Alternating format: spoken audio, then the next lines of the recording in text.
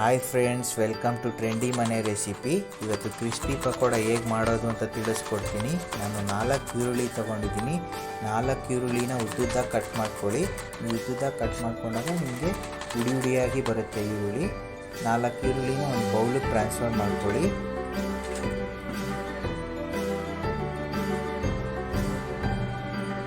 ಹಾಗೆ ಒಂದು 5 ಮೆಣಸಿನ್ಕಾಯಿ ತೊಗೊಂಡಿದ್ದೀನಿ. 5 ಮೆಣಸಿನ್ಕಾಯಿನ ಸಣ್ಣದಾಗಿ ಕಟ್ ಮಾಡ್ಕೊಳ್ಳಿ. ಅದನ್ನು ಒಂದು ಬೌಲ್ಗೆ ಟ್ರಾನ್ಸ್ಫರ್ ಮಾಡ್ಕೊಳ್ಳಿ. ಕೊತ್ತಂಬರಿ ಸೊಪ್ಪು ತಗೊಳ್ಳಿ ಒಂದು ಸ್ವಲ್ಪ. ಇದು ನಿಮಗೆ ಟೇಸ್ಟ್ ಮತ್ತು ಫ್ಲೇವರು ಚೆನ್ನಾಗಿರುತ್ತೆ ಪಕೋಡಾಗೆ. ಇದು ಸಣ್ಣದಾಗಿ ಕಟ್ ಮಾಡ್ಕೊಂಡು ಬೌಲ್ಗೆ ಟ್ರಾನ್ಸ್ಫರ್ ಮಾಡ್ಕೊಳ್ಳಿ. ಇವಾಗ 1 ಕಪ್ ಕಡಲೆ ಹಿಟ್ಟು, ಅರ್ಧ ಕಪ್ಪು ಅಕ್ಕಿ ಹಿಟ್ಟು, 1 ಸ್ಪೂನು ಕಾಶ್ಮೀರಿ ಚಿಲ್ಲಿ ಪೌಡರ್. ಇದು ನಿಮಗೆ ಕಲರ್ ಕೊಡುತ್ತೆ, ನೀವೇನು ಎಕ್ಸ್ಟ್ರಾ ಕಲರ್ ಹಾಕೊಳ್ಳೋದು ಬೇಡ. 1 spoon red chilli powder, 1 spoon ಧನಿಯಾ ಪೌಡರ್, 1 ಸ್ಪೂನ್ ಉಪ್ಪು. ನೀವು ರುಚಿಗೆ ತಕ್ಕಷ್ಟು ಉಪ್ಪು ಹಾಕೊಳ್ಳಿ. ಎಲ್ಲ ಹಾಕೊಂಡು ಮಿಕ್ಸ್ ಮಾಡಿ. ಎಲ್ಲ ಹಾಕೊಂಡ್ಮೇಲೆ ಮಿಕ್ಸ್ ಮಾಡಿಕೊಡ್ಬೇಕು ನೀವು.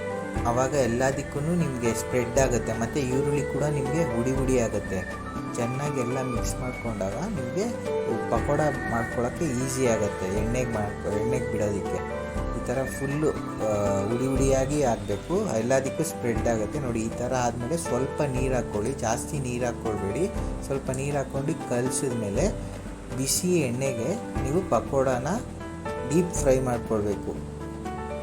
ನೀವು ಫ್ರೈ ಮಾಡಬೇಕಾದ್ರೆ ಒಂದೇ ಸತಿ ಬೇಯಿಸ್ಕೊಳ್ಬಾರ್ದು. ಎರಡೂ ಕಡೆ ಬೇಯಿಸ್ಕೊಂಡಾಗ ನಿಮಗೆ ಏನಾಗುತ್ತೆ, ಕ್ರಿಸ್ಪಿ ಆಗುತ್ತೆ ಮತ್ತು ತಿನ್ನೋಕ್ಕೆ ಕೂಡ ನಿಮಗೆ ಒಳಗಡೆ ಬೆಂದಿರುತ್ತೆ. ಆ ಗೋಲ್ಡನ್ ಬ್ರೌನ್ ಆಗೋ ತನಕ ನೀವು ಡೀಪ್ ಫ್ರೈ ಮಾಡ್ಕೊಳ್ಳಿ. ಎರಡೂ ಕಡೆನೂ ಫ್ರೈ ಮಾಡ್ಕೋಬೇಕು.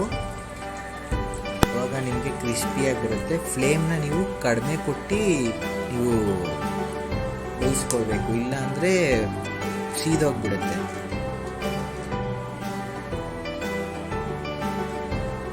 ಸ್ವಲ್ಪ ಹೊತ್ತು ಗೋಲ್ಡನ್ ಬ್ರೌನ್ ಆಗೋ ತನಕ ಫ್ರೈ ಮಾಡಿಕೊಂಡು ಎಣ್ಣೆಯಿಂದ ತೆಗೆದುಬಿಡಿ.